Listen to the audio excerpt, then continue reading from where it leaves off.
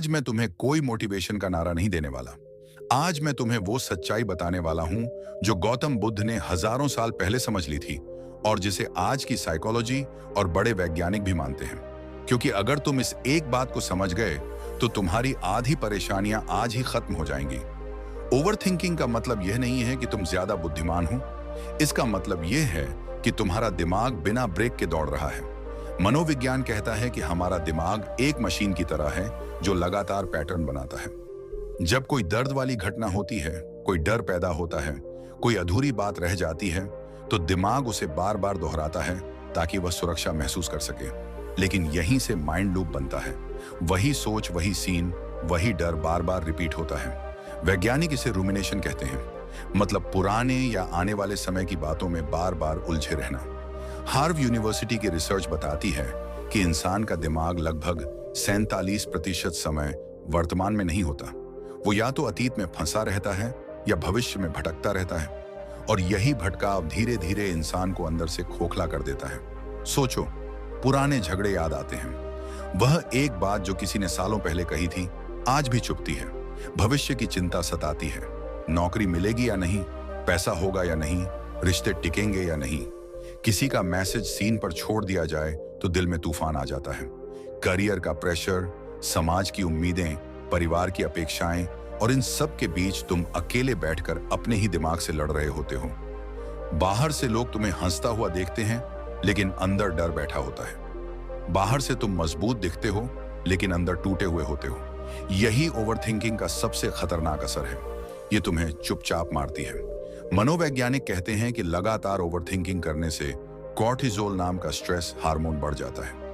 यही hormone anxiety, depression, नींद की कमी, गुस्सा और थकावट पैदा करता है। अल्बर्ट आइंस्टीन ने कहा था, we can not solve our problems with the same thinking that created them. यानी जिस सोच ने समस्या पैदा की है, उसी सोच से समाधान नहीं मिलेगा। लेकिन हम उल्टा करते हैं। हम और सोचते हैं और सोचते हैं और खुद को और गहरे गड्ढे में धकेलते जाते हैं। अब यहां आता है गौतम बुद्ध का ज्ञान, जो सीधा दिल पर चोट करता है। बुद्ध ने कहा था, दुख का कारण परिस्थितियां नहीं हैं, दुख का कारण तुम्हारी पकड़ है। तुम किसी बात को पकड़ लेते हो, किसी इंसान को पकड़ लेते हो, किसी डर को पकड़ लेते हो, किसी उम्मीद को पकड़ लेते हो, और वही पकड़ तुम्हें जकड़ लेती है। बुद्ध ने यह भी कहा था कि इंसान दो जगह जीता है, या तो बीते हुए कल में या आने वाले कल में। लेकिन शांति सिर्फ आज में है, इस पल में है। एक बार किसी ने बुद्ध से पूछा, मन इतना बेचैन क्यों रहता है? बुद्ध मुस्कुराए और बोले, क्योंकि तुम उसे वहां भेजते हो जहां तुम खुद नहीं हो। सोचो इस बात को। तुम्हारा शरीर यहां बैठा है, लेकिन दिमाग कल की लड़ाई लड़ रहा है या कल की चिंता कर रहा है। यही दूरी तुम्हें तोड़ती है। आधुनिक न्यूरोसाइंस भी यही कहती है। जब तुम वर्तमान में होते हो, अपनी सांस पर ध्यान देते हो, अपने शरीर को महसूस करते हो, अपने आसपास की आवाजों को सुनते हो, तब दिमाग का वो हिस्सा एक्टिव होता है जो शांति और स्थिरता से जुड़ा होता है। इसे वैज्ञानिक प्रीफ्रंटल कॉर्टेक्स एक्टिवेशन कहते हैं। यही हिस्सा तुम्हें शांत, फोकस्ड और संतुलित बनाता है। यानी बुद्ध का माइंडफुलनेस आज साइंस बन चुका है। लेकिन सच्चाई ये है, हम शांति नहीं चाहते, हम कंट्रोल चाहते हैं। हम चाहते हैं कि सब कुछ हमारे हिसाब से हो, लोग हमारे मुताबिक चलें, हालात हमारे मुताबिक हों, भविष्य हमारी प्लानिंग के मुताबिक हो। और जब ऐसा नहीं होता तो दिमाग पागल हो जाता है। बुद्ध ने कहा था, जो बदल सकता है उसके लिए प्रयास करो, जो नहीं बदल सकता उसे स्वीकार करो। लेकिन हम उल्टा करते हैं। हम उन चीजों पर रोते हैं जिन पर हमारा कोई कंट्रोल नहीं। ओवर थिंकिंग तुम्हें कमजोर इसलिए नहीं बनाती क्योंकि तुम सोचते हो, बल्कि इसलिए बनाती है क्योंकि तुम बेकार की लड़ाइयां लड़ते हो, अपने ही दिमाग के साथ, अपने ही डर के साथ, अपने ही बनाए हुए ख्यालों के साथ। अब एक पल रुककर खुद से पूछो, जिन बातों पर तुम रोज सोचते हो, क्या उनमें से 90% सच हुई है? नहीं। ज्यादातर डर कभी आते ही नहीं। दिमाग एक झूठी फिल्म बनाता है और तुम रोज उसी फिल्म को देख देख कर डरते रहते हो। बुद्ध ने कहा था, मन एक पागल बंदर की तरह है। अगर तुम उसे पकड़ना चाहोगे, वह और उछलेगा। अगर तुम उसे देखने लगोगे, वह खुद शांत हो जाएगा। यही सबसे बड़ी तकनीक है। सोच को रोकना नहीं है, सोच को देखना है। जैसे कोई नदी बह रही हो, तुम किनारे खड़े होकर उसे देखो, उसमें कूदो मत। जब नेगेटिव ख्याल आए, बस इतना कहो, अच्छा, यह भी एक ख्याल है, लड़ो मत, दबाओ मत, भागो मत, सिर्फ देखो। धीरे धीरे दिमाग को समझ आ जाता है कि उसे ड्रामा करने की जरूरत नहीं है। सुबह उठते ही फोन मत उठाओ, क्योंकि जैसे ही तुम दुनिया का शोर अपने दिमाग में डालते हो, ओवर थिंकिंग का बीज पड़ जाता है। सुबह 5 मिनट अपनी सांस पर ध्यान दो। रात को सोने से पहले अपने दिन को जज मत करो। बस ये कहो, जो हुआ हो गया, अब शरीर को आराम चाहिए। ये छोटी छोटी आदतें दिमाग को दोबारा ट्रेन करती हैं। और जब तुम यह करने लगते हो, तब एक दिन अचानक तुम्हें एहसास होता है, दिमाग शांत है, सांस गहरी है, दिल हल्का है। तुम बिना वजह मुस्कुरा रहे हो, नींद गहरी हो गई है, रिश्तों में चिपकापन कम हो गया है, तुम लोगों से उम्मीद कम और खुद से प्यार ज्यादा करने लगे हो। यही असली आजादी है। इन और यहीं से शुरू होता है असली मोड़। अब तक तुम समझ चुके हो कि ओवर थिंकिंग सिर्फ एक आदत नहीं है, ये एक मानसिक जाल है जिसमें इंसान खुद ही फंसता चला जाता है। लेकिन गौतम बुद्ध ने जिस गहराई से इस समस्या की जड़ पकड़ी थी, उसे समझ लोगे तो तुम्हें पहली बार एहसास होगा कि असली दुश्मन सोच नहीं है, असली दुश्मन है पकड़। बुद्ध कहते थे कि दुख का जन्म तब होता है जब हम किसी चीज को जरूरत से ज्यादा पकड़ लेते हैं। किसी इंसान को, किसी उम्मीद को, किसी पहचान को, किसी डर को, किसी बीते हुए पल को। सोच अपने आप में निर्दोष है, वो तो सिर्फ एक लहर है। लेकिन जब तुम उस लहर पर सवार होकर बहने लगते हो, तब तूफान बनता है। बुद्ध की एक छोटी सी कहानी है। एक बार एक आदमी नदी पार कर रहा था। पानी ठंडा था, बहाव तेज था। उसने एक लकड़ी का टुकड़ा पकड़ लिया और बड़ी मुश्किल से किनारे तक पहुंचा। किनारे पहुंचने के बाद भी उसने उस लकड़ी को नहीं छोड़ा। वो उसे सिर पर उठाकर आगे चलने लगा। लोग हंसने लगे। बुद्ध ने कहा, यही तुम्हारी हालत है। जिसने तुम्हें बचाया, अगर तुम उसे छोड़ना नहीं सीखोगे, वही बोझ बन जाएगा। यही बात ओवरथिंकिंग पर लागू होती है। कभी जो सोच तुम्हें बचाने के लिए बनी थी, आज वही सोच तुम्हें डुबो रही है। मनोविज्ञान भी यही कहता है। वैज्ञानिक इसे अटैचमेंट टू थॉट कहते हैं। जब तुम किसी ख्याल को सच मान लेते हो, अपनी पहचान बना लेते हो, तब वो ख्याल तुम्हें कंट्रोल करने लगता है। न्यूरोसाइंटिस्ट डॉक्टर विक्टर फ्रैंकल ने कहा था कि इंसान के पास एक आखिरी आजादी हमेशा होती है, अपनी प्रतिक्रिया चुनने की आजादी। लेकिन ओवरथिंकिंग तुम्हारी यह आजादी छीन लेती है। तुम हालात पर नहीं, अपने विचारों पर गुलाम बन जाते हो। बुद्ध ने सबसे बड़ा वार इस बात पर किया कि इंसान पास्ट और फ्यूचर के बीच पिस रहा है। बीता हुआ कल खत्म हो चुका है, लेकिन तुम उसे रोज जिंदा करते हो। आने वाला कल अभी आया नहीं, लेकिन तुम उसे रोज डर के साथ जीते हो। और जो सच में मौजूद है, ये पल, ये सांस, ये शरीर, इसे तुम नजरअंदाज कर देते हो। बुद्ध कहते थे, जो वर्तमान में जीना सीख गया, उसने दुख का दरवाजा बंद कर दिया। आज साइंस इसे प्रेजेंट मोमेंट अवेयरनेस कहती है। रिसर्च बताती है कि जब इंसान वर्तमान में होता है, तब दिमाग का डर पैदा करने वाला हिस्सा शांत हो जाता है और शांति से जुड़ा हिस्सा एक्टिव हो जाता है। यानी बुद्ध का ज्ञान हजारों साल बाद लैब में साबित हो चुका है। अब एक कड़वी सच्चाई सुनो, जिन डर से तुम रोज लड़ते हो, उनमें से 90% कभी सच नहीं होते। तुम्हारा दिमाग एक झूठी फिल्म बनाता है। उसमें तुम हारते हो, लोग तुम्हें छोड़ देते हैं, तुम फेल हो जाते हो, सब खत्म हो जाता है और तुम रोज उस फिल्म को देखकर डरते रहते हो। बुद्ध ने कहा था, मन एक कुशल झूठा है। वो कहानी बनाता है, भविष्य की कल्पना करता है, बीते हुए दर्द को रंग देता है और तुम उसे सच मान लेते हो। यहीं से समस्या पैदा होती है। समस्या बाहर नहीं है, समस्या अंदर है। तू हालात से नहीं हारता, तू अपने ही विचारों से हारता है। अब सवाल यह है, इससे बाहर कैसे निकला जाए? बुद्ध ने कभी जादू नहीं सिखाया, उन्होंने अभ्यास सिखाया। पहला अभ्यास है वर्तमान में लौटना। जब भी दिमाग भागे, सांस पर वापस आओ। सांस तुम्हारा लंगर है, वो हमेशा अभी में होती है। जब तुम गहरी सांस लेते हो और उसे महसूस करते हो, दिमाग धीरे धीरे शांत होने लगता है। साइंस कहती है कि धीमी सांस लेने से नर्वस सिस्टम शांत होता है और एंजाइटी कम होती है। बुद्ध इसे आनापानसति कहते थे, सांस की जागरूकता। दूसरा अभ्यास है देखना, लड़ना नहीं। तुम सोच को दुश्मन मत बनाओ। जब कोई नेगेटिव ख्याल आए, उसे हटाने की कोशिश मत करो, बस उसे देखो।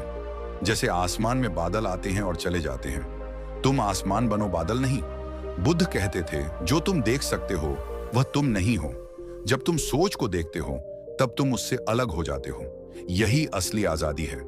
तीसरा अभ्यास है स्वीकार करना। बहुत सारी चीजें तुम्हारे कंट्रोल में नहीं है। लोग बदलेंगे, हालात बदलेंगे, जिंदगी अनिश्चित है। जितना तुम कंट्रोल करने की कोशिश करोगे उतना दुख बढ़ेगा। बुद्ध ने कहा था, जो बदल नहीं सकता उसे स्वीकार करो। यही शांति की शुरुआत है। मनोविज्ञान इसे रेडिकल एक्सेप्टेंस कहता है। जब तुम सच को स्वीकार कर लेते हो तब दिमाग लड़ना बंद कर देता है। चौथा अभ्यास है मौन। दिन में कम से कम 10 मिनट बिना मोबाइल, बिना शोर, बिना बात किए बैठो, सिर्फ सांस लो, सिर्फ महसूस करो। आज की दुनिया में सबसे खतरनाक चीज है शोर, बाहर का भी और अंदर का भी। मौन तुम्हें खुद से मिलाता है। बुद्ध ने वर्षों तक मौन का अभ्यास किया था क्योंकि वह जानते थे कि शांति शब्दों से नहीं, खामोशी से पैदा होती है। और पांचवा अभ्यास है थॉट डिटॉक्स। तुम जो देखते हो वही सोच बनता है। अगर दिन भर नेगेटिव खबरें, सोशल मीडिया ड्रामा, तुलना, गुस्सा, फेक लाइफ देखोगे तो दिमाग जहरीला ही बनेगा। बुद्ध ने कहा था, जैसा भोजन शरीर को बनाता है वैसा ही मानसिक भोजन मन को बनाता है। आज इसका मतलब है स्क्रीन का इस्तेमाल समझदारी से करो। जो चीज तुम्हें बेचैन करती है उसे दूरी बनाओ। धीरे धीरे जब तुम यह अभ्यास करते हो तो एक दिन तुम नोटिस करते हो कि दिमाग की आवाज धीमी हो गई है। तुम बिना वजह परेशान नहीं होते, तुम हर बात पर रिएक्ट नहीं करते, तुम ज्यादा सुनते हो, कम बोलते हो, ज्यादा महसूस करते हो, कम डरते हो। यही वह अवस्था है जिसे बुद्ध ने उपेक्षा कहा, संतुलन। और अब अंत में एक बात दिल में बैठा लो, तुम खराब नहीं हो, तुम्हारा दिमाग खराब नहीं है, तुम बस जागरूक नहीं हो। जैसे अंधेरे कमरे में रस्सी को सांप समझ लिया जाए, डर सांप से नहीं गलत देखने से पैदा होता है। जैसे ही रोशनी आती है डर खत्म हो जाता है। जागरूकता वही रोशनी है। आज से एक छोटा सा वादा करो अपने आप से, जब भी दिमाग भागेगा तुम उसे इस पल में वापस लाओगे, सांस से, मौन से, जागरूकता से। यही बुद्ध का रास्ता है, यही विज्ञान का सच है और यही तुम्हारी ओवर थिंकिंग से आजादी का दरवाजा है। और जब तुम इस रास्ते पर चलना शुरू करते हो तब असली बदलाव किताबों में नहीं, तुम्हारी रोज की आदतों में दिखाई देने लगता है। क्योंकि बुद्ध ने कभी यह नहीं कहा कि ज्ञान सुन लेने से जीवन बदल जाएगा। उन्होंने कहा था, अभ्यास करो रोज लगातार बिना रुके। इसीलिए अब बात करते हैं उस सुबह की और उस रात की जो तुम्हारे पूरे दिन की दिशा तय करती है। सुबह जब तुम्हारी आंख खुलती है उसी पल दिमाग एक खाली कागज की तरह होता है, लेकिन ज्यादातर लोग उस खाली कागज पर सबसे पहले दुनिया का कचरा लिख देते हैं। उठते ही मोबाइल नोटिफिकेशन, मैसेज, खबरें, तुलना, डर, और फिर कहते हैं कि पूरा दिन भारी क्यों लग रहा है। बुद्ध कहते थे, जैसे तुम दिन की शुरुआत करते हो वैसी ही तुम्हारी चेतना बनती है। मनोविज्ञान भी यही कहता है। न्यूरोसाइंस बताती है कि जागने के पहले 20 मिनट में दिमाग सबसे ज्यादा प्रभावशील होता है। इस समय जो भी सोच तुम डालते हो वही पैटर्न पूरे दिन चलता है। इसलिए सुबह उठते ही सबसे पहले अपने शरीर को महसूस करो। आंख खुलते ही एक गहरी सांस लो, फिर एक और, फिर एक और। खुद से कुछ मत मांगो, बस इतना महसूस करो कि तुम जिंदा हो। बुद्ध इसे सचेत जागरण कहते थे। इसके बाद उठते ही फोन मत उठाओ। ये छोटी सी आदत तुम्हारे दिमाग को गुलाम बनने से बचाती है। अगर हो सके तो 5 मिनट आंख बंद करके बैठो, सांस को आते जाते देखो, जब ख्याल आए उन्हें जाने दो। यही अभ्यास धीरे धीरे तुम्हारे दिमाग को ट्रेन करता है कि हर ख्याल पर कूदना जरूरी नहीं है। अब बात करते हैं रात की, क्योंकि ओवर थिंकिंग सबसे ज्यादा रात को ही हमला करती है। जैसे ही लाइट बंद होती है दिमाग अपना थिएटर खोल देता है। पुरानी बातें, अधूरी बातें, डर, पछतावा। बुद्ध कहते थे, सोने से पहले मन को हल्का करो, नहीं तो नींद शरीर की होगी, आत्मा की नहीं। मनोविज्ञान कहता है कि सोने से पहले की सोच नींद की क्वालिटी और अगले दिन के मूड को तय करती है। सोने से पहले खुद से लड़ना बंद करो। दिन भर में जो हुआ उसे बदल नहीं सकते, बस एक छोटा सा अभ्यास करो। बिस्तर पर लेटकर 3 चीजें याद करो जिनके लिए तुम आभारी हो। बहुत बड़ी नहीं, छोटी भी चलेगी। एक अच्छी सांस, किसी का मुस्कुरा देना, आज का खाना। यह अभ्यास दिमाग को कमी से निकालकर संतोष में लाता है। इसके बाद 2 मिनट आंख बंद करके सांस को महसूस करो। अगर ख्याल आए उन्हें जाने दो। बुद्ध कहते थे, रात को सोते समय जो छोड़ देता है वही सुबह हल्का उठता है। और एक बात बहुत जरूरी है, सोने से पहले फोन स्क्रीन से दूरी बनाओ। नीली रोशनी दिमाग को जागने का सिग्नल देती है। वैज्ञानिक इसे मेलाटोनिन सप्रेशन कहते हैं। यही वजह है कि फोन देखने के बाद नींद नहीं आती। बुध के समय फोन नहीं थे, लेकिन उन्होंने यह जरूर कहा था कि सोने से पहले इंद्रियों को शांत करो। आज के जमाने में इसका मतलब है स्क्रीन कम, शांति ज्यादा। अब बात करते हैं उस तकनीक की जो ओवर थिंकिंग की जड़ पर वार करती है। इसे मैं कहूंगा सोच बदलने की कला। बुद्ध कहते थे तुम्हारा मन ही तुम्हारा संसार बनाता है। मनोविज्ञान इसे कॉग्निटिव रिफ्रेमिंग कहता है, मतलब एक ही घटना को देखने का नजरिया बदल देना। जब भी तुम्हारे दिमाग में यह सवाल आए मेरे साथ ही क्यों, तो उसी पल खुद से दूसरा सवाल पूछो, ये मुझे क्या सिखा रहा है। ये छोटा सा बदलाव तुम्हें पीड़ित से विद्यार्थी बना देता है। जब तुम कहते हो मेरे साथ बुरा हुआ, तुम कमजोर बनते हो। जब तुम कहते हो मुझे कुछ सीखने मिला, तुम मजबूत बनते हो। महान वैज्ञानिक कार्ल यंग ने कहा था, जब तक तुम अपने अचेतन को सचेत नहीं बनाओगे, वो तुम्हारी जिंदगी को चलाएगा और तुम उसे किस्मत कहोगे। बुद्ध भी यही कहते थे कि जागरूकता ही मुक्ति है।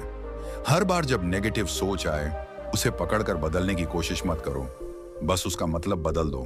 अगर दिमाग कहे मैं फेल हो गया तो कहो मैं सीख रहा हूं। अगर कहे मैं कमजोर हूं तो कहो मैं ट्रेनिंग में हूं। ये झूठ नहीं है, ये दिशा बदलना है।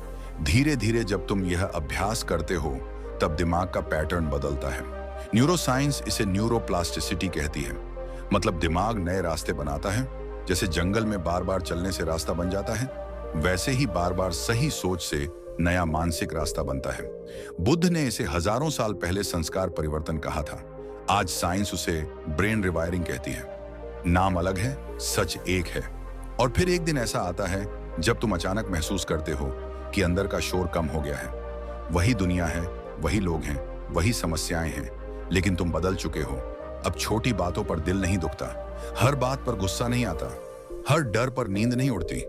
तुम ज्यादा शांत हो, ज्यादा स्थिर हो। ओवर थिंकिंग खत्म होने का सबसे पहला तोहफा है शांति।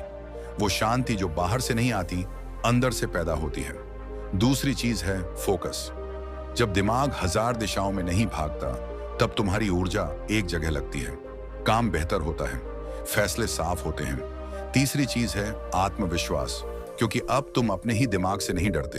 तुम्हें पता है कि ख्याल आते जाते रहते हैं, तुम उनसे बड़े हो, रिश्ते भी बदलते हैं। जब तुम ओवर थिंकिंग छोड़ते हो, तो तुम लोगों को कंट्रोल करना छोड़ते हो। तुम ज्यादा सुनते हो, कम शक करते हो, कम उम्मीदें थोपते हो।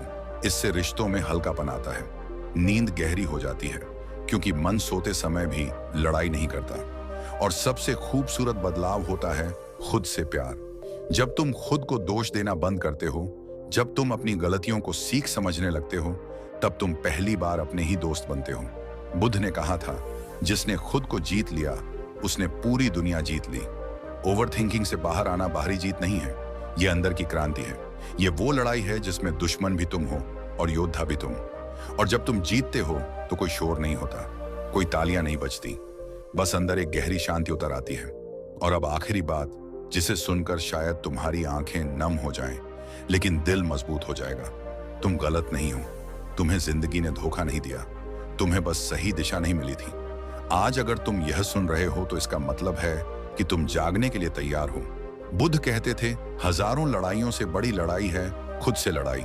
आज से वो लड़ाई शुरू करो, लेकिन तलवार से नहीं, जागरूकता से। याद रखो, जब भी दिमाग भागेगा, तुम उसे इस पल में वापस लाओगे, सांस से, मौन से, समझ से। यही रास्ता है ओवर थिंकिंग से आजादी का, यही रास्ता है शांति का, यही रास्ता है असली जीवन का। और अब इस सफर के आखिरी मोड़ पर मैं तुम्हें कोई भारी शब्द नहीं देना चाहता, मैं तुम्हें एक सच्चाई देना चाहता हूं। वो सच्चाई जो गौतम बुद्ध ने हजारों साल पहले एक पेड़ के नीचे बैठकर खोजी थी।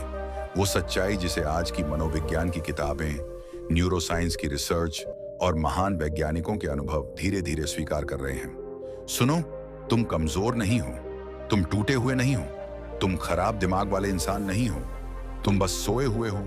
तुम्हारी चेतना सोई हुई है, तुम्हारी जागरूकता सोई हुई है, और ओवर थिंकिंग उसी नींद का नाम है। बुद्ध ने कहा था, अज्ञान ही सबसे बड़ा अंधकार है।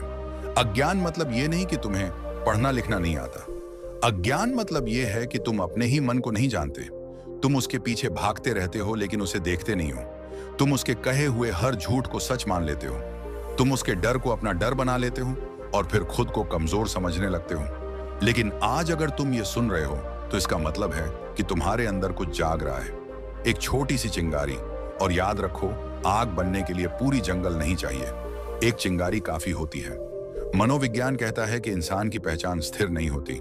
तुम जो आज हो वो हमेशा नहीं रहेगा। तुम्हारा दिमाग बदल सकता है, तुम्हारी आदतें बदल सकती हैं, तुम्हारी सोच बदल सकती है। महान वैज्ञानिक विलियम जेम्स ने कहा था, मनुष्य की सबसे बड़ी खोज ये है कि वह अपनी मानसिक अवस्था बदलकर अपनी जिंदगी बदल सकता है। बुद्ध ने यही बात अलग शब्दों में कही थी, मन ही सब कुछ है। जैसा तुम सोचते हो वैसे बनते हो। फर्क सिर्फ भाषा का है, सच्चाई एक ही है। अब सवाल यह नहीं है कि तुम कितनी बड़ी छलांग मार सकते हो। असली सवाल यह है कि क्या तुम आज एक छोटा कदम उठा सकते हो, क्योंकि परिवर्तन शोर से नहीं आता, रोज की छोटी छोटी आदतों से आता है। आज अगर तुम सिर्फ एक गहरी सांस लेकर अपने दिमाग को शांत करना सीख लो, तो यह छोटा कदम कल तुम्हारी पूरी जिंदगी की दिशा बदल सकता है। आज अगर तुम फोन उठाने से पहले खुद को महसूस करना सीख लो, तो यह छोटा कदम तुम्हें गुलामी से आजादी की तरफ ले जा सकता है। बुद्ध ने कहा था, बूंद बूंद से ही घड़ा भरता है। कोई भी इंसान एक दिन में बुद्ध नहीं बनता, लेकिन जो हर दिन जागने की कोशिश करता है वही धीरे धीरे अंधेरे से बाहर आता है। और एक बात दिल में बैठा लो, तुम्हें परफेक्ट बनने की जरूरत नहीं है, तुम्हें बस ईमानदार बनने की जरूरत है। अपने दर्द के साथ ईमानदार, अपनी कमजोरियों के साथ ईमानदार, अपनी आदतों के साथ ईमानदार। जब तुम खुद से झूठ बोलना बंद कर देते हो, तभी असली बदलाव शुरू होता है। बुद्ध ने कहा था, सत्य का रास्ता कठिन नहीं है, बस अहंकार उसे कठिन बना देता है। जब तुम मान लेते हो कि हाँ, मुझे मदद चाहिए, मुझे बदलना है, उसी पल से तुम्हारी यात्रा शुरू हो जाती है। आज इस वीडियो के खत्म होने के बाद भी तुम्हारा दिमाग कोशिश करेगा कि सब कुछ भूल जाए। वो कहेगा, कल से करेंगे, अभी समय नहीं है। ये सब किताबों की बातें हैं, लेकिन यह वही पुराना दिमाग है जो तुम्हें वहीं रखना चाहता है जहां तुम हमेशा से रहे हो। अगर तुम सच में कुछ बदलना चाहते हो, तो आज ही एक छोटा सा काम करो। अभी इसी पल एक गहरी सांस लो, आंख बंद करो और खुद से कहो, मैं जागने का फैसला करता हूं। यह कोई जादू नहीं है, ये एक घोषणा है, खुद के सामने खुद से किया हुआ वादा। बुद्ध कहते थे, तुम अपने उद्धारकर्ता खुद हो। कोई तुम्हें आकर बचाने नहीं वाला, कोई तुम्हारे दिमाग को आकर शांत नहीं करेगा। यह काम तुम्हें खुद करना है। लेकिन इसका मतलब यह नहीं कि तुम अकेले हो। इंसान अकेला तब होता है जब उसे लगता है कि उसका दर्द कोई नहीं समझता। और यही वजह है कि ये चैनल सिर्फ वीडियो नहीं है, ये एक सफर है। उन लोगों का सफर जो कमजोर नहीं बनना चाहते, जो अपने दिमाग के गुलाम नहीं रहना चाहते, जो रोज थोड़ा थोड़ा मजबूत बनना चाहते हैं। जब तुम इस चैनल को सब्सक्राइब करते हो, तो तुम किसी इंसान को सपोर्ट नहीं कर रहे, तुम खुद को सपोर्ट कर रहे हो। तुम अपने भविष्य में निवेश कर रहे हो, तुम अपने दिमाग की सफाई में निवेश कर रहे हो, तुम उस इंसान में निवेश कर रहे हो जो तुम बन सकते हो। बुद्ध ने कहा था, संगति इंसान को बनाती है।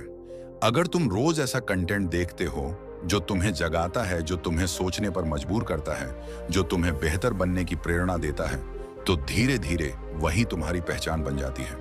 और अब इस आखिरी पल में मैं तुम्हें एक बात याद दिलाना चाहता हूं, तुम कमजोर नहीं हो, तुम हारने के लिए पैदा नहीं हुए हो, तुम डर में जीने के लिए नहीं बने हो। तुम्हारे अंदर वह ताकत है जो पहाड़ हिला सकती है, बस तुम्हें उसे जगाना है। धन्यवाद।